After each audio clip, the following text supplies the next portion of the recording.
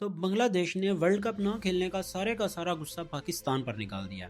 कोई बांग्लादेश वाले भाइयों को बताओ भाई, हमने आपको इस वर्ल्ड कप से नहीं निकाला था, आईसीसी ने निकाला था।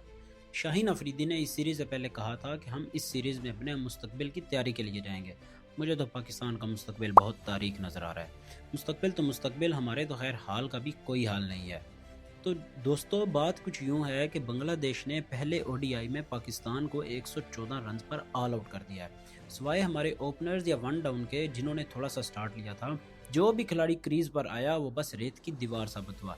एंड पे आके साहब ने, राना फहीम अशरफ साहब ने थोड़ा सा कुछ 30-35 रन किए हैं, तो शायद हम 114 तक पहुंच गए, पूरा तो हम तो 100 से नीचे भी आउट होने वाले थे। क्या खूबसूरत किस्म की बॉलिंग की है नाहिद राना ने। फास्ट बॉलर, लंबे कद के फास्ट बॉलर ने 5 विकेटें ली हैं और हमारा कोई भी बैट्समैन उनके सामने टिक के खड़ा नहीं हो सका।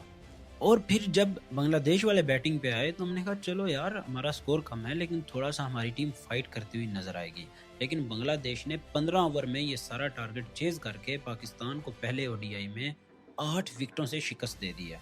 दोस्तों, अगर हमारी ओडीआई की टीम में बाबर आजम, साइम अयूब, फ़खर जमान और सऊद शकील जैसे खिलाड़ी नहीं होंगे तो 2027 के वर्ल्ड कप के लिए हमारे चांसेस बहुत कमज़ोर हैं।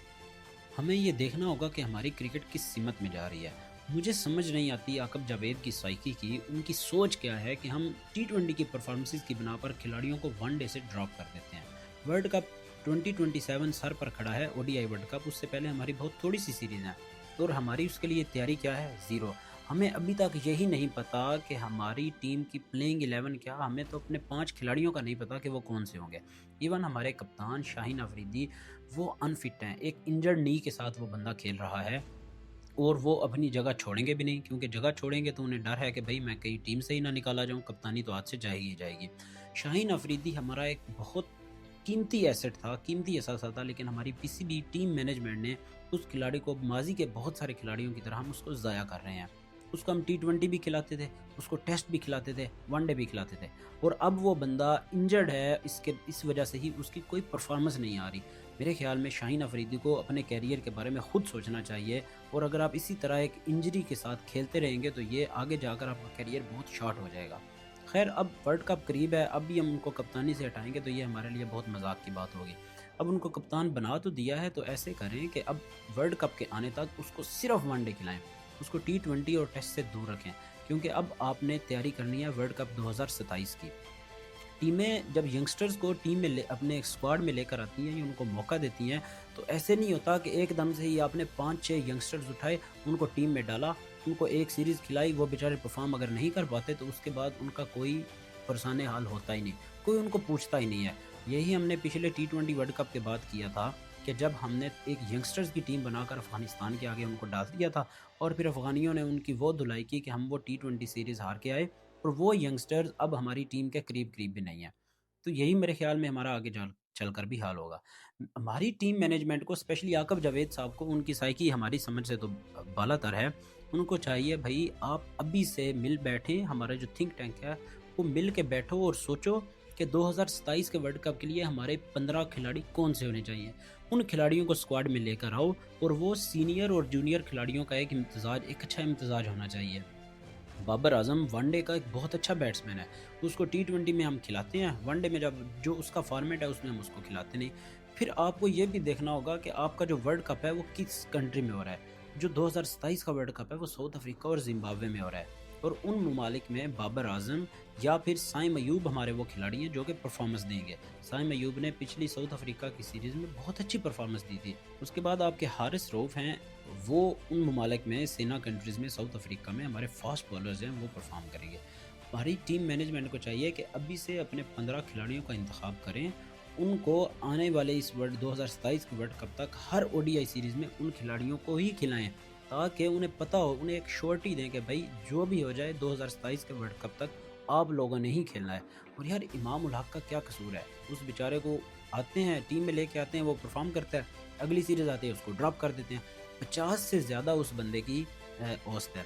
फिर हमें ये भी तय करना होगा कि हमें किस पोजीशन पर खिलाड़ियों की ज़रूरत है। क्या हमें ओपनर्स की ज़रूरत है या हमारा मिडल ऑर्डर कमज़ोर है। मेरे ख्याल में वनडे में हमारा मिडल ऑर्डर बाबर आजम, सलमान अली आगा, मोहम्मद रिजवान, फ़खर जमान को अगर हम वन डाउन या टू डाउन पर खिलाएं तो हमारा ये मिडल ऑर्डर काफ़ी स्ट्रॉन्ग है। नीचे हमें ऑलराउंडर्स में Faheem Ashraf is a good option, क्योंकि अगर हम सीना में खेल रहे हैं तो वहाँ पर हमें सीम बॉलिंग ऑलराउंडर की ज़रूरत होगी। आप अपने 1 या 2 स्पिनर्स को तैयार करें, स्पेशली अबरार अहमद को तो हमारी स्क्वाड का हिस्सा होना चाहिए। साथ आप सफियान मुकीम को तैयार करें, ताकि खुदा न खास्ता अगर स्पिनर्स में से कोई एक इंजर्ड हो जाए तो आप उसको वहाँ पर खिला सकें। सीना कंट्रीज़ में आपने फास्ट बॉलर्स के साथ जाना है। हारिस रऊफ वहाँ पर बहुत ज़्यादा कारामद होंगे। शाहीन अफरीदी, अल्लाह करे कि उनकी इंजरी ठीक हो और वो अपने रिदम में वापस आएँ। शाहीन अफरीदी, हारिस रऊफ, नसीम शाह, ये खिलाड़ी हैं हमारे जो वनडे में हम कह लें कि हमारी टीम के लिए बहुत करामत साबित होंगे। और हमारी ये फास्ट बॉलिंग की जो बैटरी है, इसको हमने रेडी करना है। हमें हमारी टीम मैनेजमेंट शायद सोच नहीं रही कि हमारा अगला वर्ल्ड कप किस कंट्री में है, और हमने उस हिसाब से टीम तैयार करनी है। आगब जावेद साहब सो के उठते हैं, बगैर हाथ मुँह धोए आकर बैठ जाते हैं, प्रेस कॉन्फ्रेंस करते हैं, जो कोई नाम उनको इधर-उधर से मिलते हैं, उठा के वो कौम के मुँह पे दे मारते हैं कि लो जी, ये हैं आपके स्क्वाड के 15 खिलाड़ी। फिर इन खिलाड़ियों को हम मौका देंगे वर्ल्ड कप के करीब जाकर, कि शायद अभी पीएसएल ही होगी। पीएसएल में हालाँकि वो टी20 फॉर्मेट है, कुछ नए खिलाड़ी परफॉर्म करेंगे। हमारी पूरी कौम, हमारी टीम मैनेजमेंट उठा के उन नए खिलाड़ी को बोले, चलो भाई आ जाओ आप टीम में। ऐसे टीमें नहीं बनती यार। आपको अभी से ये तय करना है कि हमारे 15 खिलाड़ी 2027 के वर्ल्ड कप में कौन से होंगे। उन खिलाड़ियों को आपने पूरा एतमाद देना है। उन खिलाड़ियों को आपने कहना है कि भाई अब से तब तक 2027 के वर्ल्ड कप तक सिर्फ आप ही इस टीम का हिस्सा हो, आपने ही परफॉर्म करना है, ताकि उन खिलाड़ियों को उनका रोल क्लियर हो। आपने हर खिलाड़ी का रोल क्लियर करना है कि ये मिडल ऑर्डर में है, ये 1 डाउन है, 2 डाउन है, ओपनर कौन खेल रहा है। अपने 3 अच्छे ओपनर तैयार करो। साइम अयूब को टीम में होना चाहिए। फ़खर जमान ठीक है, वो एक अच्छे खिलाड़ी हैं, लेकिन मेरे ख़्याल में उनकी फ़िटनेस पे उनको काम करने की ज़रूरत है। लंबे फॉर्मेट में शायद अब वो इतने कारआमद होंगे या नहीं होंगे, वैसे वो भी हमारी फ़र्स्ट चॉइस होने चाहिए। बाबर आज़म, मोहम्मद रिज़वान, सलमान अली आगा, यही खिलाड़ी हैं जो हमारे वनडे के खिलाड़ी हैं। खुदा के लिए जो खिलाड़ी जिस फॉर्मेट में ज़्यादा सूटेबल है, उसको वो खिलाओ, और कोई बंदा इस आकिब जावेद साहब से हमारी जान छुड़वा दो। खैर, आकिब जावेद साहब आएँगे तो कोई और साहब आ जाएँगे, जो कभी अपने दामाद को डिफेंड कर रहे होंगे, और कभी खैर क्या कह सकते हैं हम, पाकिस्तान क्रिकेट का अल्लाह ही हाफ़िज़ है। और कोई एक तो हमें ये इस्लामाबाद यूनाइटेड का कोच मिल गया, माइक हसन। अब पता नहीं जनाब आने वाले दिनों में शादाब खान को भी उठा के टीम में ले आएंगे।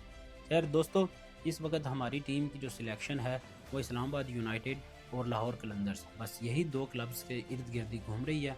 खैर देखते हैं कि आने वाले अगले दूसरे वनडे में पाकिस्तानी टीम कम बैक करती है या नहीं। पैनिक करने की ज़रूरत नहीं है, अपनी गलतियों से सीखें। इन यंगस्टर्स को अगर मौका दिया है तो इनको बैक करें।